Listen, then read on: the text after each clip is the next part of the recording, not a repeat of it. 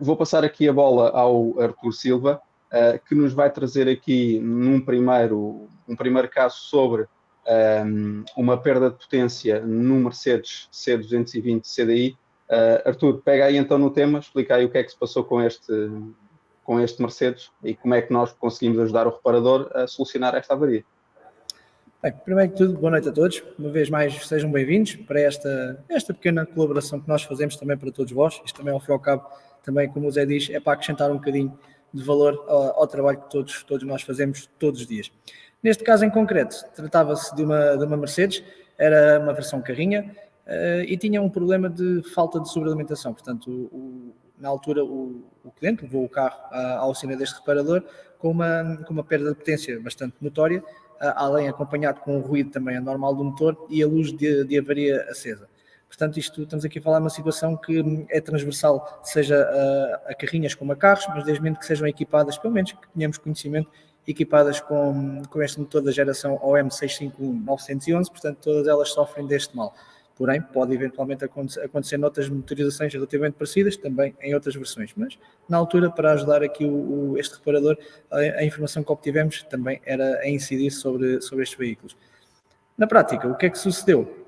O carro entrou na oficina deste reparador, portanto, após fazer o diagnóstico, confirmou de facto que existiam duas avarias que fundamentavam aqui a queixa do cliente, que era uma avaria relacionada com o sensor de massa de ar, o conhecido MAF, e outra avaria também relacionada com uma pressão de sobrealimentação não atingida. Portanto, também aqui o já conhecido código P0299. Na prática, o que aconteceu? Ao verificar estes erros, e muito bem, o reparador teve logo aqui a destreza de começar a estruturar o seu diagnóstico e, à partida, percebeu, também acompanhado do som que o motor fazia, que havia aqui uma fuga de um sistema de sobrealimentação.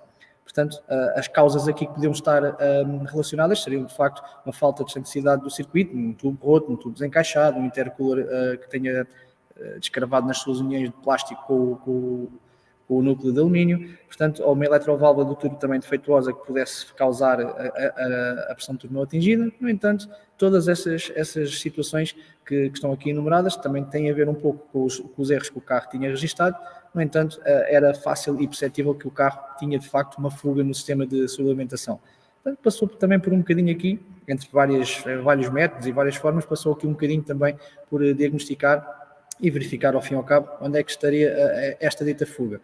Aqui não sei precisar de todo se foi utilizado estas máquinas que já vão sendo bastante conhecidas e pelas oficinas, portanto existe agora aqui umas máquinas que no fundo nós conseguimos injetar um fumo para dentro do circuito de sobrealimentação, do circuito de admissão do ar, e onde há a fuga esse fumo vai aparecer, não é? Revelando a fuga e tornando mais fácil a identificação e o diagnóstico, porque muitas das vezes estamos a falar aqui em fugas que estão em sítios completamente inacessíveis, que para lá chegarmos é necessário desmontar muitos componentes do carro e, como todos nós sabemos, hoje os carros cada vez mais não primam propriamente pelo espaço e facilidade de acesso a alguns componentes. Portanto, aqui também com uma destas técnicas, volto a dizer, não sei se foi o caso do reparador, mas com uma destas técnicas, com uma máquina de injeção de fumo no circuito, pode-se eventualmente distinguir onde é que está a fuga ou não e não perder tempo a desmontar mais componentes. De facto, nas inspeções e nas verificações que o reparador fez, obteve aqui e foi de facto diagnosticado um tubo de admissão fissurado. Portanto, pelo feedback que tivemos, seria o tubo que sai do intercooler, portanto, o tubo de saída do intercooler já para o coletor de admissão, onde tem a borboleta de controle do acelerador. Neste caso, havia um tubo aí danificado, claramente já com bastantes resíduos de óleo e via-se notoriamente quando removeu o resguardo que de facto a fuga estaria ali. Ok, trocando a peça, apagar erros, experimentar carro, o carro estava normal, já puxava, porém começou aqui o novo problema.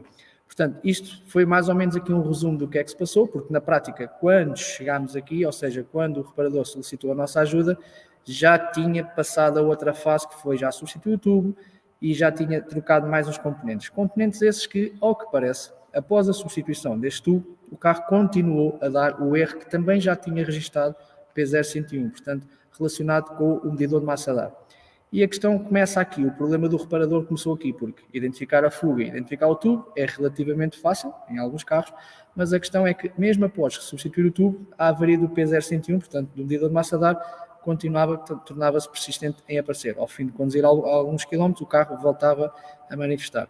E o problema começou aqui porque, ao que parece, houve uma substituição do medidor de massa dada, do MAF, e o problema voltava a persistir. Portanto, a questão que depois se levantou aqui foi se era uma questão que estava relacionada por um medidor de massa dar não ser o original, porque creio que foi substituído o medidor de massa dar, mas não era o original, não era o equipamento original da Mercedes, se eventualmente poderia estar aqui relacionado com o facto de ser ou não ser. Portanto, o contacto até foi mais nesse sentido, se tínhamos conhecimento de estes carros aceitarem ou não medidores de massa dar da concorrência. Portanto, e o problema principal começou aqui. Portanto, de facto, após substituir o medidor de massa dar, o carro continuou a dar a mesma situação e foi o que levou o reparador a fazermos então o pedido. Claro que depois, ao termos acesso a esse historial todo, e demos indicação ao reparador só para fazer alguns controlos no que diz respeito ao circuito do medidor de massa dar, porque eventualmente, apesar de ter um medidor de massa dar novo, mesmo não sendo original, temos que fazer aqui alguns controles, até para não estarmos a substituir peças em vão, sem antes termos a certeza que não existe nenhuma anomalia com o circuito elétrico, ao fim e ao cabo, não é? Portanto, também há que fazer aqui essas verificações. E essas verificações passam também por máquina de diagnóstico, equipamento de diagnóstico, e verificar os valores que são os objetivos para a unidade de comando e aquilo que está a ser medido em tempo real pela unidade, né? Portanto, e partir aqui também um pouco para a verificação da alimentação do sensor de massa dar, se tem as suas alimentações, se o sinal que está a emitir para a unidade está coerente, é de acordo, e se chega à unidade o sinal que tem que chegar. Portanto, foi feito aqui este despiste também, e após fazermos este despiste e estava tudo ok, portanto o feedback do reparador era que estava tudo ok, também não nos pareceu existir nenhuma incoerência com os dados, frisámos então a necessidade de fazer aqui uma adaptação ao sensor de massa dar, ou seja, no fundo voltar a reinicializar o sensor de massa dar. Porque é que isto aconteceu? Dependendo das unidades de comando, das estratégias do software que está embutido na unidade de comando, neste caso em específico, o facto do carro andar durante algum tempo, porque o tubo não se rompeu de um dia para o outro, o facto é que o carro foi andando progressivamente a perder ar de suplementação. O que levou a que a unidade tentasse corrigir aqui de uma forma até para garantir as quantidades de injeção e o desempenho do motor, a unidade foi se adaptando e corrigindo ao longo do tempo estes valores. Quando o tubo foi montado, estes valores passaram a ser díspares, ou seja, para os valores que a unidade tinha anteriormente, estes valores agora não batiam certos, independentemente de estar lá o sensor massa dar original ou novo. Na prática, foi substituído um componente que não havia necessidade de o fazer, era só e apenas fazer o reset do sensor de massa dar, a inicialização do componente, e o funcionamento retornaria ao normal. Portanto, foi aqui uma peça que foi um bocadinho incriminada sem necessidade. Mas pronto, é mesmo assim, não sabemos tudo e também o nosso papel também é um bocadinho esse, é estarmos aqui no conhecimento que temos e o acesso que temos a conhecimento, também partilhar para resolver este tipo de situações, nomeadamente desta natureza, por exemplo. Arthur, ainda se notam realmente algumas dificuldades aqui no que toca quando entramos aqui no campo dos sensores de massa dar, e até porque o problema não era concretamente o sensor de massa dar, lá está, como disseste bem, acaba por ser incriminado, mas ainda se notam aqui algumas questões, não é? Já passado tanto tempo de haver estes sensores de massa dar, certamente notas isso na formação, eu noto isso também em muitas das formações. Isto será que é devido à complexidade do circuito de admissão, de o técnico ter que olhar o circuito num todo, não é? Vai ter aqui uma visão 360 sobre o circuito completo de admissão, incluindo a EGR. Achas que as dúvidas vão muito por aí? Concordas nesse aspecto?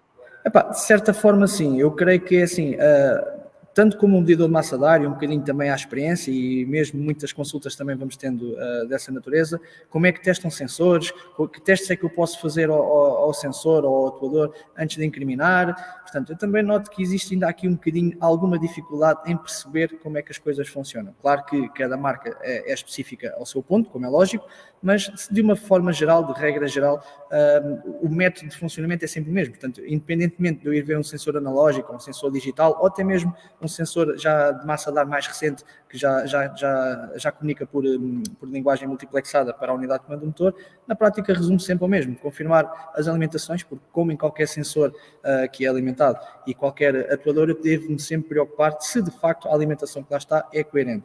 e depois também saber analisar aquilo que estou a ver, ou seja, saber como é que teste, se é um sensor analógico, se é um sensor digital, que tipo de sinal é que devo de obter, quais as ferramentas que eu devo utilizar para fazer estas verificações, porque além de também notarmos aqui alguma dificuldade em saber como é que se mede um sensor, e quando falamos de um sensor de massa de ar, um sensor de ABS de um carro, um sensor de efeito Hall, um sensor da cambota, por exemplo, nós notamos esta dificuldade nesta panóplia toda de sensores. Portanto, além desta dificuldade, também muitas das vezes há aqui a questão da ferramenta que eu vou utilizar. E temos que nos convencer que para alguns sensores, nomeadamente nestes carros mais recentes, já o multímetro não é propriamente a ferramenta adequada. Já fica escasso. Exatamente. Já começa a ser curto, portanto, já começa a ser curto. Eu também noto um bocadinho de dificuldade quanto a isso.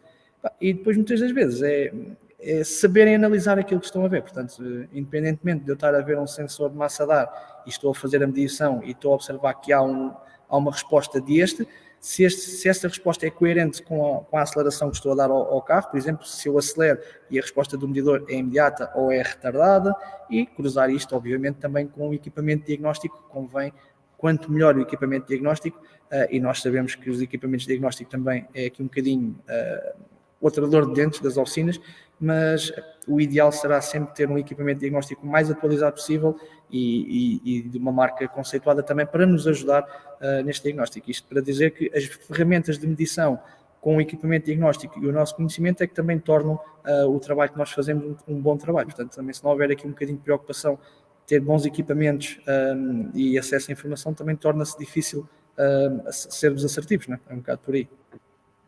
Em propósito, pegando nessa dificuldade que nós temos sentido aí na via das formações, nós até há bem pouco tempo, há umas semanas atrás, gravámos aí uma formação e disponibilizámos para os nossos subscritores do PEC Master uma formação exclusiva para diagnóstico de sensores de massa de ar, onde abordamos o diagnóstico desde os analógicos, não é? Os velhinhos sensores de massa de ar analógicos, passando aos digitais por variação de frequência e agora ainda os mais digitais, não é? Digamos assim. Os mais digitais, exatamente. Os mais digitais ainda, os centros. E acho que é muito e não sendo só, na realidade, como tu dizes bem, na prática são os três sensores que dispomos atualmente no nosso mercado, não sendo, obviamente não vai ser igual para todos os carros, mas o método é o mesmo. Portanto, aquilo que eu vou ver quando vou analisar um sensor analógico não há de fugir muito daquilo que lá está, do digital ou do multiplexado. Portanto, a maneira de medir o sinal que eu devo obter não vai fugir muito, seja no Mercedes, seja no Renault, seja no Peugeot, não vai fugir muito dessa realidade. E é um bocadinho também por aí, sim.